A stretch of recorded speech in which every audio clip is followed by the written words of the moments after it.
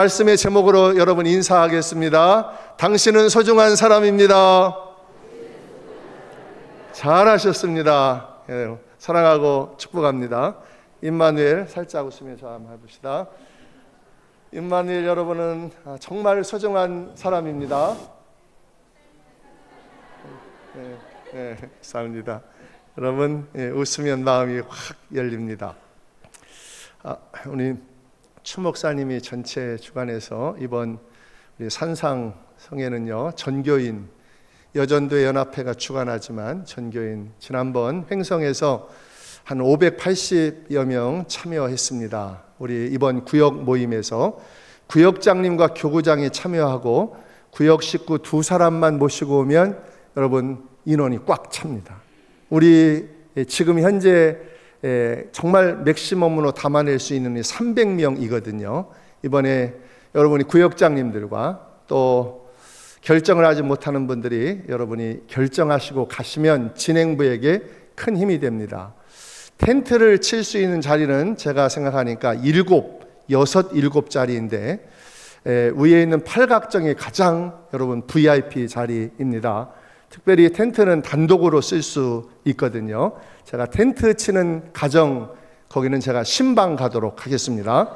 그래서 여러분 많이 참여해 주시고 여러분 마음을 여기에 집중. 금요일 토요일이니까 모두가 참석할 수 있습니다. 전교인 수련회처럼 그렇게 참여하시고 혹시 참석을 못할 분들은 자리에서 잠깐 일어나시기 바랍니다.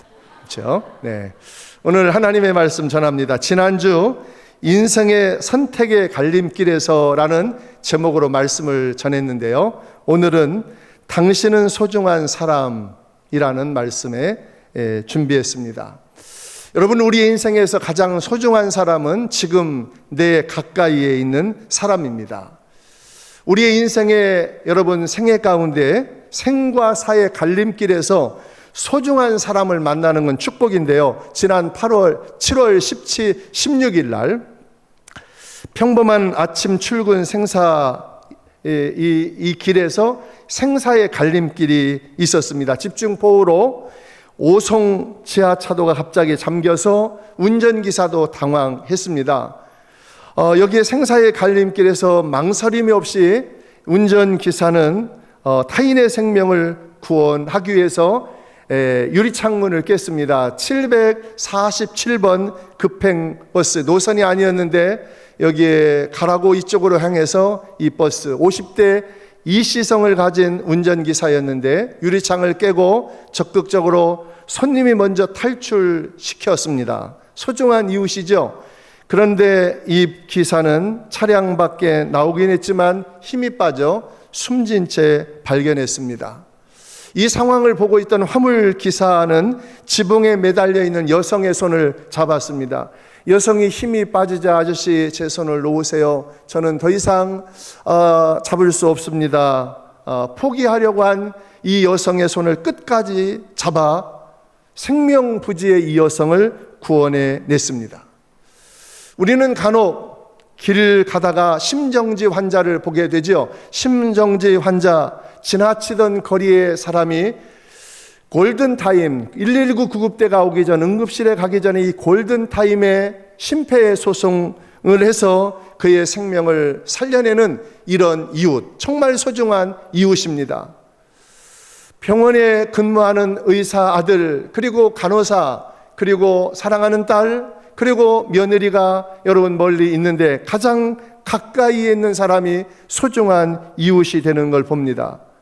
오래전 루마니아의 한 마을에 직경 30cm 되는 이 작은 이 우물을 파는데 이 우물을 뚜껑을 덮어야 되는데 뚜껑을 덮지 않아서 이 우물에 약 15m가 되는데 3살 어린아이가 여기에 빠지게 되었습니다.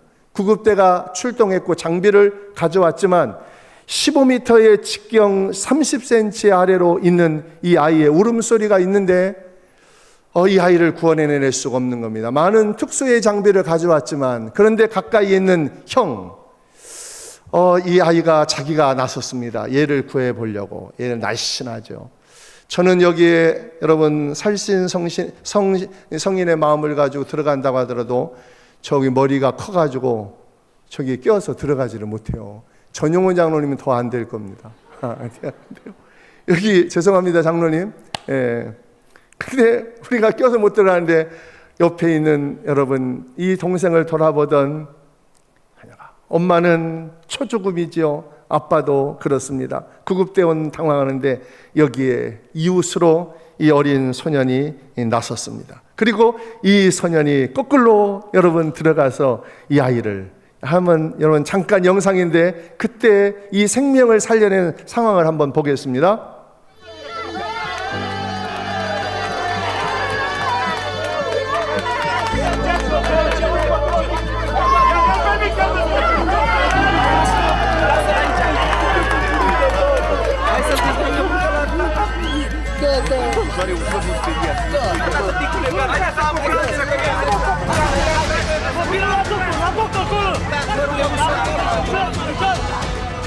Anita tak kalau anda dibicara sama kata siapa kali siapa?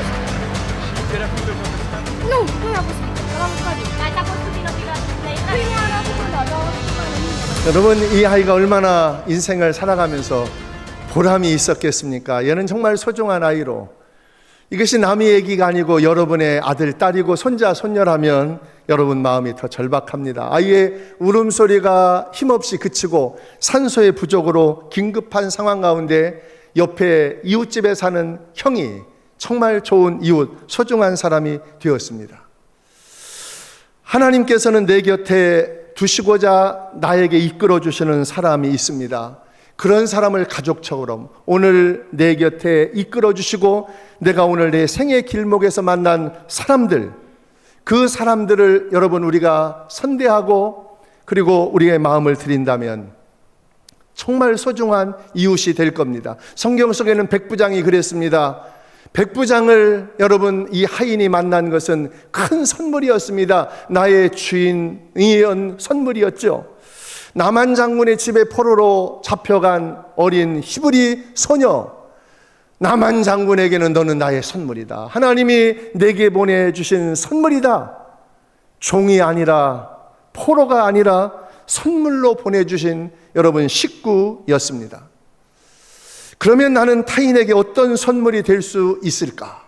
나는 인생을 살아가면서 우리의 이웃에게, 우리의 생의 길목에서 만나는 사람에게 어떤 이웃이 될 수 있을까? 우리 이웃에게 선물이 되는 방식을 우리 예수님은 우리에게 가르쳐 주셨고 또한 우리에게 본을 보여주셨습니다. 예수님은 길거리에서 만났을 때 예수님은 선물이었습니다. 내 병을 치료하는, 내 인생을 확 바꿔놓는 선물이었습니다. 예수님은 우리의 가까이 있는 사람들에게 좋은 이웃이 되는 것, 그리고 어떻게 그들에게 선물이 되는 것을 우리 주님은 가르쳐 주셨습니다. 사랑하는 여러분, 여러분이 구역장으로, 구역 식구로 오늘 그 구역장을 만나서 사랑하는 친정어머니를 구원의 길로 인도할 수 있었습니다. 마지막 예수 영접하고 세례 받게 했습니다. 그 이웃이 앞뒤 아파트로 옆집으로 사는데 그냥 주의 복음 없이 죽어갈 우리의 가족을 살려낼 수 있습니다. 정말 소중한 이웃이 곁에 있습니다. 여러분은 어떤 이웃으로 살아가고 있습니까? 오늘 욥기 말씀입니다. 욥기의 말씀을 묵상할 때마다 마음이 어렵습니다. 예레미야 지금 말씀을 묵상하고 있는데 욥기도 42장 길고 예레미야도 깁니다. 왜 이 두 성경을 읽을 때 마음이 어렵냐면 이들의 의인의 고난이기 때문에 그렇습니다. 의인은 복을 받고 축복받고 잘돼도 시원찮은데 의인인 욥이, 의로운 차별화된 의인인 욥이, 그리고 예레미야는 날 때부터 고난의 선지자로, 눈물의 선지자로 그렇게 성별되어 태어나는데 그의 일생은 눈물이었고 고난의 연속이었습니다. 열매 없는 사역, 나라가 망하고 하나님의 성전이 무너진 그곳에 예레미야는 계속적으로 고난을 받습니다. 오늘 욥이 어떤 사람인지 성경은 욥기 1장 1절에 이렇게 기록해 놓았어요. 우수 땅에 욥이라 불리는 사람이 있는데 실존 인물입니다. 그 사람은 온전하고 정직하여 하나님을 경외하며 악에서 떠난 자더라. 그에게 아들 7과 딸 3이 태어났는데 그의 소유물은 양이 7,000마리요 낙타가 3,000마리요 거부였습니다. 소가 500겨를이요 암나귀가 500마리며 종도 많이 있었으니 이 사람은 동방 사람 중에 가장 훌륭한 자라. 그런데 욥은요, 잔치가 끝나고 난 부자였기 때문에 매일 가난한 사람들과 친구들을 모아 잔치했습니다. 욥이 그들을 불러다가, 자녀들을 불러다가 성결하게 하되 아침에 일어나서 그들의 명수대로 번제를 드렸어요. 왜냐하면 전날에 범죄했을까봐. 욥이 말하기를 혹시 내 아들들이 죄를 범하여 마음으로 하나님을 욕되게 하였을까 함이라. 욥의 행위가 항상 이러하였더라.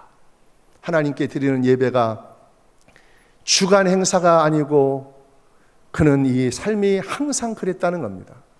여러분, 부자가 경건하기 어렵고 부자가 정직하기 어렵고 더더욱 하나님을 경외하기가 어렵지요. 왜냐하면 이 돈이 우상이기 때문에, 돈이면 다 되기 때문에 하나님을 절대 부자가 의존하기가 여러분 어렵습니다. 그래서 부자가 천국 가기가 어렵다고 주님이 말씀하셨죠. 근데 부자였는데 그는 온전하였고 정직하였고 여호와 하나님을 경외하였고 그리고 자녀들을 경건하게 키웠습니다. 그런데 이런 욥에게 고난이 찾아왔습니다.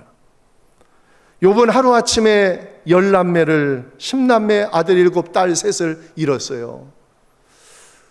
우리 성도들 가운데 자식을 먼저 보내는 부모들이 있습니다. 이런 장례는 여러분, 목사가 참 가슴 아픈 장례입니다. 자녀가 먼저 부모 곁을 먼저 떠나는 것, 하나가 떠나도 마음이 아픈 법인데 10남매가 한꺼번에 떠나고 말았어요. 그러면 여러분, 믿음도 떠나기 쉽습니다. 그리고 모든 부귀 영화, 그 거부의 재물도 사라졌습니다. 주식에 여러분, 투자했다가 돈을 상실해도 마음이 어려워지고 주님께로부터 멀어지고 마음이 무너지는 것이 여러분들의 마음 아닙니까? 그런데 모든 것, 일부를 잃은 것이 아니라 모든 것을 잃어버렸고, 몸이 자산인데 건강도 잃어버렸습니다. 몸은 정수리부터 발바닥까지 종기로, 그래서 몸을 기와장으로 긁어야만 되는 이런 알몸이 되었고 병든 몸이 되었습니다. 이때 욥의 신앙의 고백이 중요합니다. 이 고백을 여러분이 한번 읽어보십니다. 시작.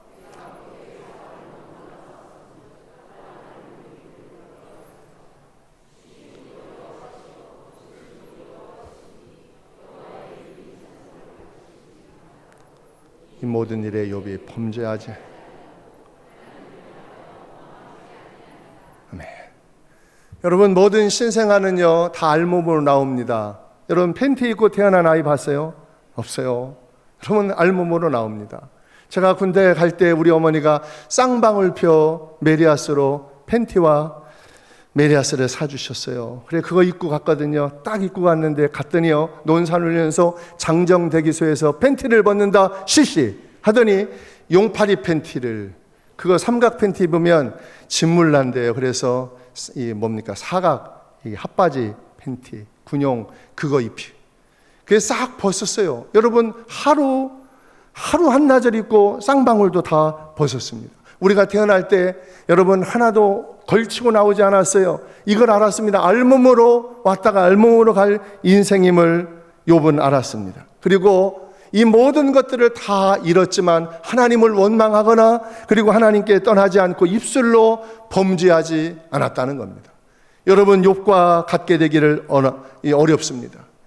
의인의 삶 가운데도 고난이 찾아오는구나. 의롭게 사는 사람도 고난이 찾아오는가를 볼 수 있습니다. 모든 것을 잃었지만 욥에게 가장 큰 힘든 것은 사람들의 말이었습니다. 욥에게는 3명의 친구가 있었는데 빌닷이라는 친구, 이 빌닷은 이런 사람이었습니다. 전통과 전승을 중히 여기는 법률가적 성품을 소유한 사람인데 그는 고난 중에 있는 욥에게를 향하여 내 고난은 틀림없이 죄 때문이다.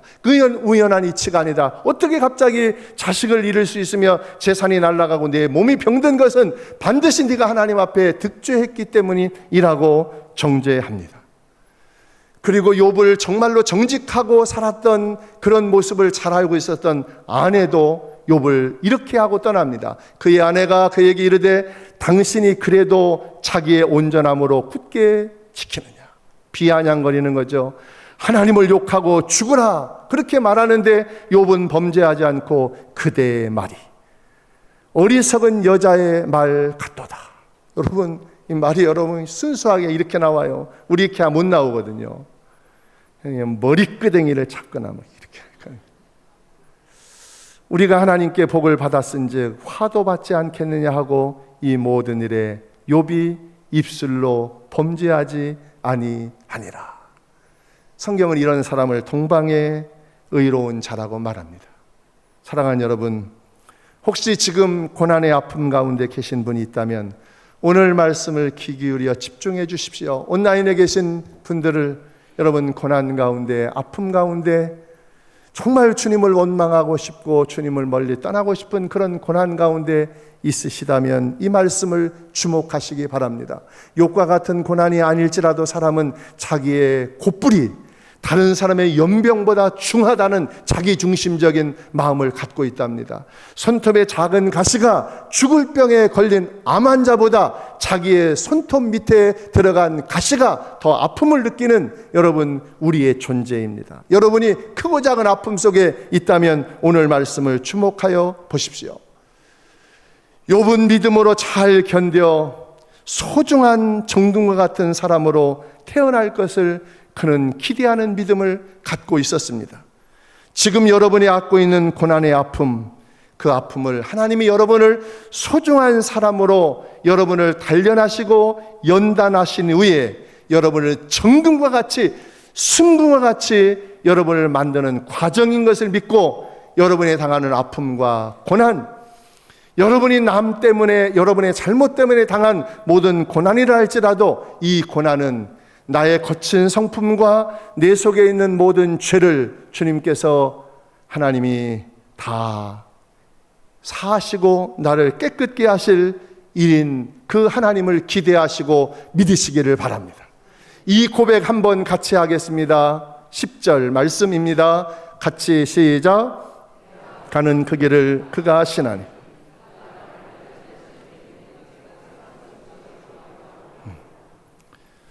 여기에 이 말씀을 쪼개면 내가 가는 그 길을 그 하나님이 아신다는 겁니다. 그리고 하나님이 나를 단련하신다는 겁니다. 그리고 단련하신 다음에 나를 순금과 같이 만들어 주신다는 겁니다. 이건 여러분 수동태입니다. 하나님이 나를 고난을 통하여 단련하신 것, 남 모르는 고난을 통해 나를 단련하시는 것은 나를 하나님께서 이 단련하신 후에 나를 순금과 같이 보배롭게 만드신다는 거죠. 1986년 11월 애리조나의 이 스미스라는 보석 상인이 우연히 오픈 수석 전시에 들리게 되었습니다. 그곳에 갔는데 여러분, 먼 눈에는 뭐가 보이는 것처럼 여러분 이 수석 15달러짜리 가격표가 매겨진 돌멩이를 보고 깜짝 놀랐습니다. 전문가이기 때문에 이곳에 보석이 박혀 있고 이 보석의 원석이 다양한 원석이 색색별로 안에 박혀 있는 것을 금방 알아보았습니다. 그리고 주인에게 말했어요. 이 주인에게 이것이 정말 15달러입니까? 이제 저를 비춰주세요. 15달러입니까?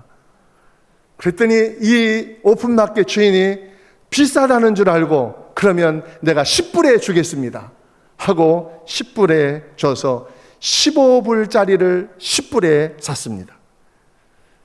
스미스는 이것을 가지고 와서 목걸이도 만들고 팔찌도 만들고 귀걸이도 만들고 또 뭐 만들죠? 반지도 만들고 요즘 같으면 코걸이도 만들고. 왜 이 코걸이를 하는지 모르겠어요. 엄청 코딱지만 하나 붙어도 불편한데 이 코걸이를 하는 이유를 잘 모르겠는데 하여튼 요즘 이 트렌드가 코걸이까지 있습니다. 별데 다 구멍을 뚫어서 매달아 놓습니다. 이렇게 여러분 다양한 것을 그렇게 만들어서, 그런데 이 주인은 이 돌이 보물의 원석인 사파이어 원석인지 몰랐다는 겁니다. 보석의 가치를 몰라서 오픈마켓 이 주인은 15불짜리를 10불에 팔았습니다. 이 가치를 알아본 이 사람은 이것을 잘 가공해서 팔았는데 228만 불 벌었어요. 228만 불이 원화로 여러분 잘 모르시죠? 그래 계산해 왔어요. 제가 22억 가치를 갖게 되었습니다. 이것은 여러분 보물 덩어리 원석이었습니다. 원석을 보기에는 그런 폐광처럼 보이지만 이것을 정련하고 연마하고 미세하게 세공했더니 값진 보석으로 태어나게 되었어요. 사랑하는 여러분, 여러분이 생각하는 보석은 무엇입니까? 여러분의 자녀들을 칭찬하고 격려하고 축복하시면 그 아이들이 보석처럼 하나님 나라의 순금 같은 아이들로 여러분 거듭나게 될 것입니다.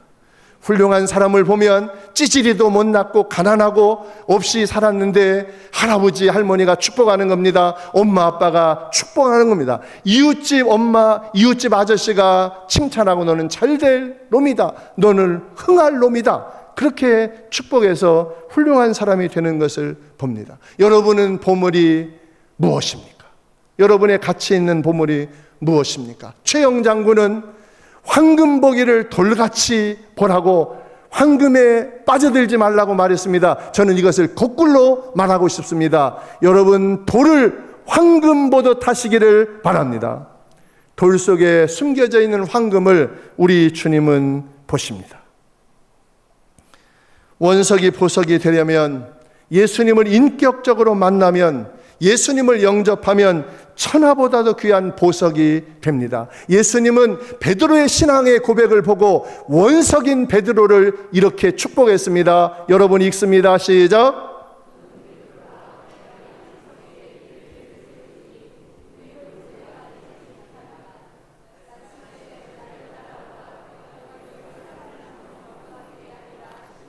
아멘. 주님은 베드로의 신앙의 거울을 보고 이 거친 베드로 속에 원석을 보았습니다. 그리고 하나님 나라의 이 원석이 보석이 되어서 하나님 나라를 세울 음부의 권세가 이기지 못하는 사람으로 보았고, 그리고 그를 나를 따라오라. 그러면 너는 소중한 사람이 되어 하나님 나라의 소중한 천하보다도 귀한 영혼을 낳는 사람 낳는 어부가 될 것이라고 축복했습니다. 10년 전에 7월 제가 제주도에 있었습니다. 10년 전에 설교를 제가 설교 준비하다가 제목이 같아서 이제 녹화된 육성으로 된 그것을 들을 수 있었습니다. 그 내용은 이런 것이었습니다. 제가 제주도에 갔는데 아침 숙소에서 일어나 제가 어물전을 갔습니다. 생선 가게에 갔는데 그 생선 가게 이른 아침에 한 80대 중반의 할머니가, 곱게 늙으신 할머니가 한치를 팔고 있었는데 막 잡았다는 겁니다. 그래서 제가 한치를 먹으려고 한치를 3만 원어치 샀는데, 여러분 먹고 싶죠? 조금 있으면 여러분 만나 식당으로 가시면 돼요. 예배는 식당까지 가는 겁니다. 한치를 아주 할머니가 곱게 썰어주셨어요. 근데 할머니를 보는 순간 제가 그랬습니다. 할머니는 정말 존귀한 하나님의 사람입니다. 할머니가 얼마나 곱게 늙으셨는지 몰라요. 제가 그랬어요. 할머니는 예수 믿으면 정말 존귀한 사람이 됩니다 했더니 할머니가 나는 83년을 사는 동안에 한 번도 무태 나가지 못했고 우도에서 사는데 나의 묻힌 제주도였다는 겁니다. 83년 동안 한 번도 무채 나오지 못하는 무공의 할머니였습니다. 여러분이 주보에 전도지로 사용하는지 모르겠습니다. 하나님은 당신을 사랑하시며 당신을 위한 놀라운 계획을 갖고 계십니다. 이것은 바로 하나님, 당신은 정말 소중한 존재입니다. 하나님의 형상으로 지음받은, 제가 여러분의 언젠가 말씀드렸죠. 우리 교회 장로님 같은 인품이 있는, 우리 권사님 같은 인품이 있는 사람을 여러분 세상 속에서 만나거나 절간에서 연불하는 아주머니나 아저씨를 만나면 하나님의 형상으로 지음받은 저분이 예수 믿고 하나님의 자녀가 되었으면 좋겠다, 이런 마음을 10년이 지난 지금은 제게 이런 돌 속에서 원석인 하나님의 자녀를 볼 수 있는 그런 눈이 희미해졌음을 깨닫고 하나님께 이것을 회복시켜달라고 기도했습니다. 사랑하는 여러분, 욥은 혹독한 시련, 이 시련을 통과하면서 하나님께 고백하기를 나를 단련하신 후에 나를 정금과 같이 나오게 하실 것이다. 이 말씀의 의미를 쪼개면 여러분 이렇습니다. 그는 나를 단련하시는 하나님이시다. 한번 따라합니다. 그는 나를 단련하시는 하나님이시다. 그는 나를 단련하시는 하나님이시다. 그는 나의 가치를 잘 아시는 하나님이시다. 나는 나의 가치를 알지 못하지만 나의 가치는 예수님 값이시고 하나님이 소중하게 여기는 천하보다도 귀한 영혼인 것을 하나님은 나의 가치를 아십니다. 오늘 욥은 의인은 없나니 하나도 없고 모든 사람이 죄를 범하였음에 자기가 죄인인 것을 알았습니다.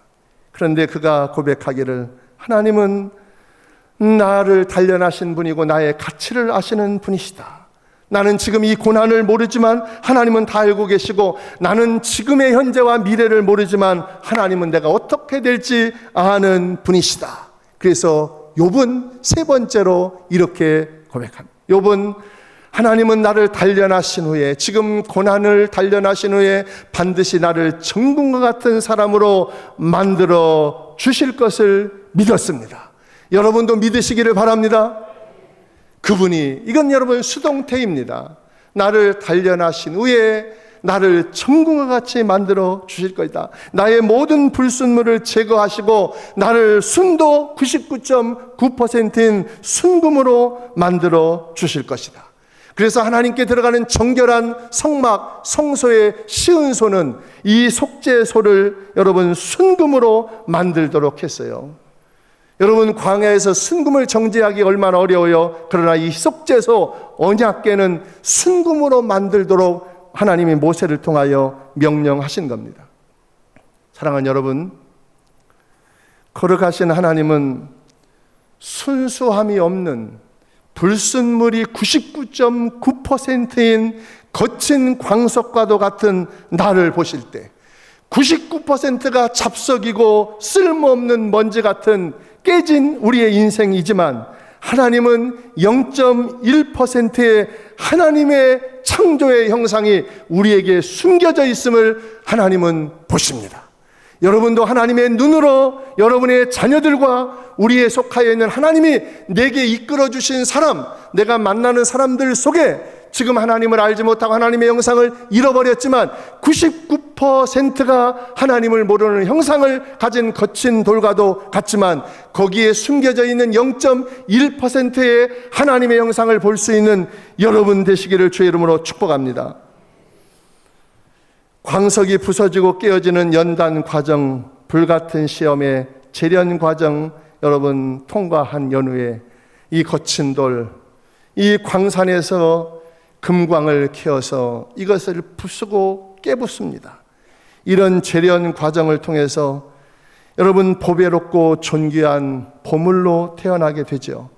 소량의 함유가 있는 금광석, 산더미 같은 여러분 광산을 해서 99.9%를 버리는데 거기에서 순수한 금을 여러분 추출하여 재련하는 과정이 있습니다.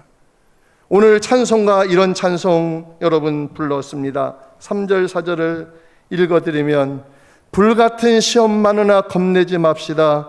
구주의 권능 크시니 이기고 남겠네. 금보다 귀한 믿음은 참복에 되도다. 이 진리 믿는 사람들 다 복을 받겠네. 이런 복이 여러분의 복이 되기를 주의 이름으로 축복합니다. 단련은 불과 광석이 녹여 찌꺼기가 되어 완전히 부서지는 겁니다. 고난의 용광로 이 같아서 불순물이 가득한 나를 재련해서 여러분 큰 광산의 정말 일부를 다 부수어서 그걸 깨고 깼는데 여기에 순금으로 재련된 이 정금을 천여금이라고 합니다. 한 번도 이 광산 속에서 누구의 손때 묻지 않냐는 이 정금, 이것을 추출하기 위해서 여러분 어마어마한 태산과 같은 광산을 깨고 들어가서 이 금을 추출하는 겁니다. 그래서 우리를 정금과 같이 깨져도 부서져도 안 바뀌는 것, 형질이 바뀌지 않는 것은, 부서도 깨어져도 안 바뀌는 것은 부서지면서 회개해야 되는데, 부서지며 하나님께 돌아서야 되는데, 부서지고 깨져도 회개하지 않아 불순물이 제거되지 않는 겁니다. 여러분, 우리의 인생은 부서지고 깨진다고 불순물이 제거되는 것이 아니라, 불순물의 제거는 주께로 돌이켜 회개해야 순도 99.9% 되는 순금으로 태어나는 줄로 믿습니다.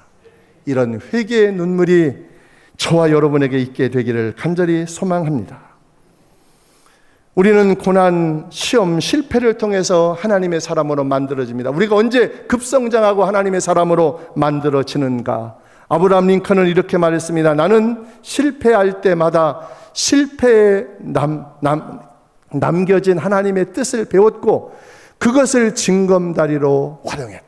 여러분, 실패가 실패로 끝나면 안 되고요.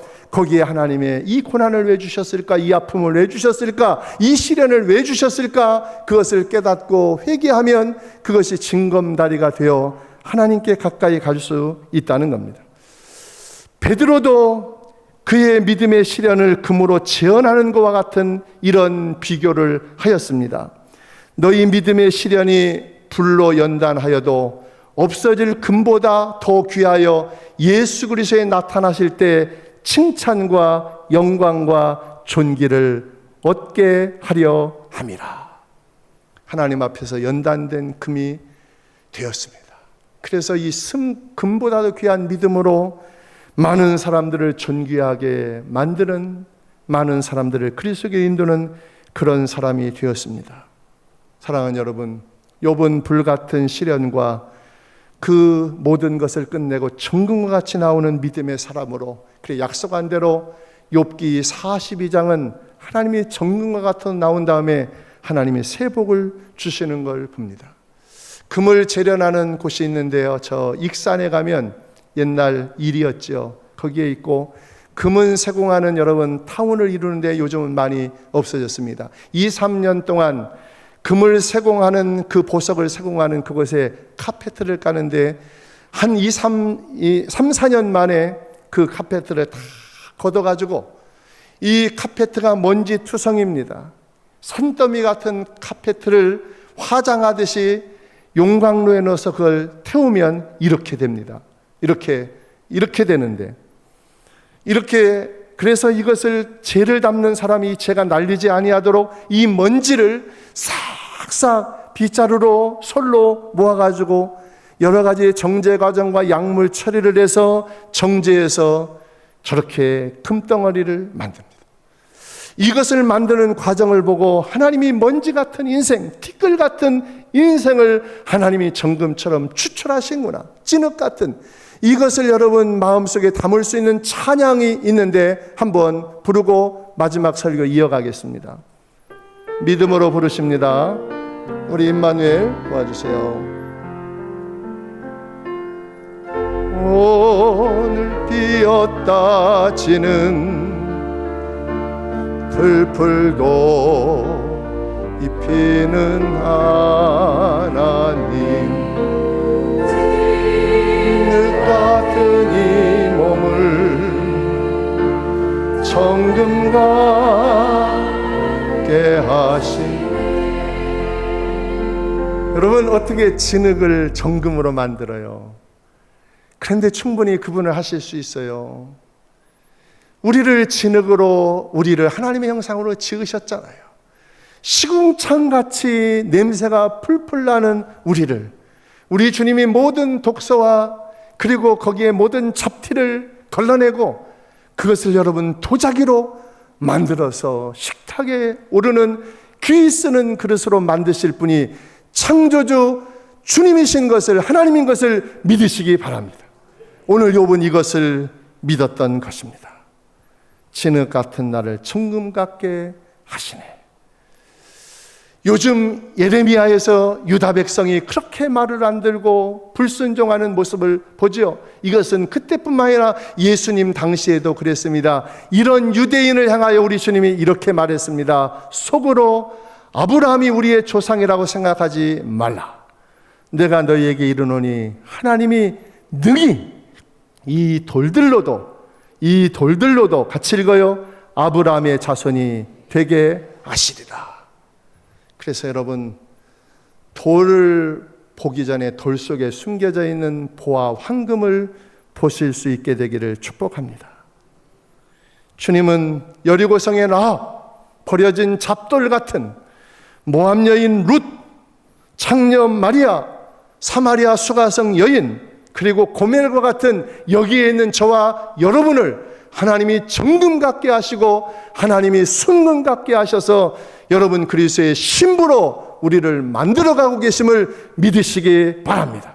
적극적으로 여러분의 고난과 아픔을 여러분 받아들이시기를 바랍니다. 우리에게 우리의 삶의 불순물을 제거하고 정금 같은 믿음을 소유하는 욥의 신앙 고백이 저와 여러분의 신앙 고백이 되기를 축복합니다. 욥은 여호와 하나님을 경외하고 두려워했고 오늘 이 시험에 이런 신앙 고백에서 끝난 것이 아니라 그는 한 단계 더 나간 말씀이 11절과 12절입니다. 함께 읽습니다. 내 발이 그의 걸음으로 바로 따랐으며 내가 그의 길을 지켜 치우치지 아니하였고 내가 그의 입술을 명령을 어기지 아니하고 정한 음식보다 그의 입의 말씀이 귀히 여겼도다. 여러분, 정한 음식보다 주의 말씀을 귀히 여겼도다. 우리가 시련과 고난을 당하면 말씀을 읽는 것과 주님을 가까이 하는 것을 멀리 하는데 오늘 이 시련과 고난 중에 내가 정한 음식보다 주의 말씀을 귀히 여겼도다. 이런 위대한 신앙 고백을 했습니다. 욥은 하나님과 거래하지 않았습니다. 거래의 대상이 아니고 하나님 경외하는 대상이었고 하나님과 교제하는 대상이었고 하나님을 사랑하는 사람이었습니다. 우리의 신앙이 거래의 신앙에서 하나님과 깊은 관계하고 하나님을 사랑하고 주님을 두려워하며 주님께 더 가까이 나가는 욥의 신앙이 여러분의 신앙, 세월 지나갈수록 여러분의 순금과 같은 신앙이 변하지 않게 되기를 바랍니다. 사드락과 메삭과 아벳느고는 용광로 같은 풀무불 가운데 느부갓네살이 만든 금신상 앞에 두 번째 기회를 주었습니다. 그런데 절하지 않았습니다. 절하면 살 수 있었지만 절하지 않는 정금 같은 믿음으로 그는 용광로보다 더 뜨거운 풀무불 속에서 정금 같은 신앙으로 세워졌습니다. 그 이후로 사드락과 메삭과 아벳느고를 모함하는 자들은 별로 없었을 겁니다. 에스더는 하만의 음모로 유대인이 멸절하게 됐을 때 금보다도 귀한 여러분 순금의 신앙으로 죽으면 죽으리라는 믿음을 가지고 아닥사스 왕 앞에 나감으로 유다 민족을 살리는 여러분 정금과 같은 믿음의 소유자였습니다. 하나님은 이런 사람을 여러분의 가정과 우리 구역에서 우리 교회에서 이 땅에서 찾습니다. 믿음의 전당, 이렇게 순금으로 이루어진 믿음의 전당에 있는 사람들을 히브리서 11장 마지막 부분에 기록해 놓았는데 여러분 작은 목소리로 함께 읽습니다. 그들은 믿음으로 나라를 이기기도 하며 의를 행하기도 하며 약속을 받기도 하며 사자들의 입을 막기도 하며 불의의 세력을 멸하기도 하며 칼날을 피하기도 하며 연약한 가운데서 강하게 되기도 하며 전쟁에 용감하게 되어 이방 사람들의 진을 물리치기도 하며 또 어떤 이들은 조롱과 채찍 받을 뿐 아니라 결박과 옥에 갇히는 시련도 받았으며 돌로 치는 것과 톱으로 켜는 것과 시험과 칼로 죽임을 당하고 양과 염소의 가죽을 입고 유리하여 궁핍과 학대와 한활과 학대를 받았으니 이런 사람은 세상이 감당하지 못하느니라. 여러분 서로 한번 앞뒤 전으로 축복합니다. 당신은 소중한 사람입니다. 당신은 소중한 사람입니다. 이 말씀 드리고 말씀을 마칩니다. 우리 시대도 욕과 같은 고난을 겪는 사람들이 많습니다. 이번에 태국 갔을 때에 이 선교사님도 사모님이 폐암으로 지금 항암 치료 중에 있습니다. 하루아침에 모든 것을 잃은 분이 있습니다. 허운석 선교사, 통합 측 선교사로 신촌교회, 여러분 이 신촌 노타리에 있죠.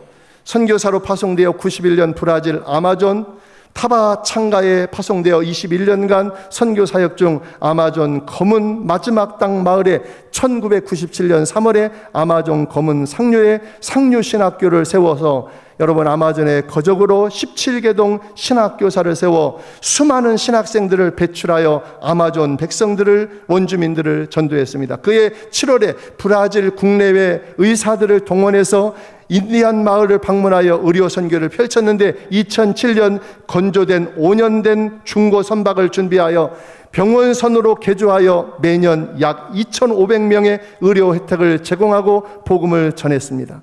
헌신의 길은 불편하고 어려웠지만 불편하지만 허 선교사는 불평하지 않았습니다. 허은석 선교사는 욕과 같은 고난에 닥치면 2006년 폐암의 진단을 받고 그 병이 말기암으로 이어졌습니다. 이 선교사에게 암이 주는 고통보다 더 큰 고통은 사람이 주는 시선과 말이었습니다. 하나님께 이렇게 헌신했으면 복을 받아야지 왜 암에 걸렸느냐는 사람들의 손가락질과 주변의 많은 선교사들이 그의 곁을 떠났고 선교 후원하는 후원의 교회들은 후원을 끊었고 믿음의 사람들도 선교사님을 보면서 어떻게 선교사님을 보면 은혜가 떨어진다, 은혜가 안 된다, 아픈 말을 쏟아냈을 때 이 선교사님을 정죄하는 그 순간 그는 불평하지 않고 마지막 믿음을 지키며 이렇게 말했습니다. 의인의 삶도 고난이 찾아온다. 그리고 그는 마지막 고백하기를 마지막 설교 중에 이렇게 유언이 되는 일을 남겼습니다. 사람들은 믿지 않겠지만 나는 암세포가 퍼진 폐를 잘라내는 극도의 고통의 은총이라고 고백합니다. 내가 바라는 것은 언제나 주님을 느끼고 싶다는 거였습니다. 그래서 내 몸이 암세포도 기쁨으로 받아들였습니다.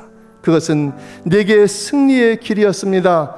내가 겪는 고통을 사랑했습니다. 고귀한 선물로 받아들였습니다. 이렇게 고백했습니다. 특별히 항암 치료 중에 계신 성도님들, 또한 병든 가족을 돌보는 여러분, 이 모든 것을 통하여 정말 하나님께서 우리를 정금 같은 사람으로 만들어 주십니다.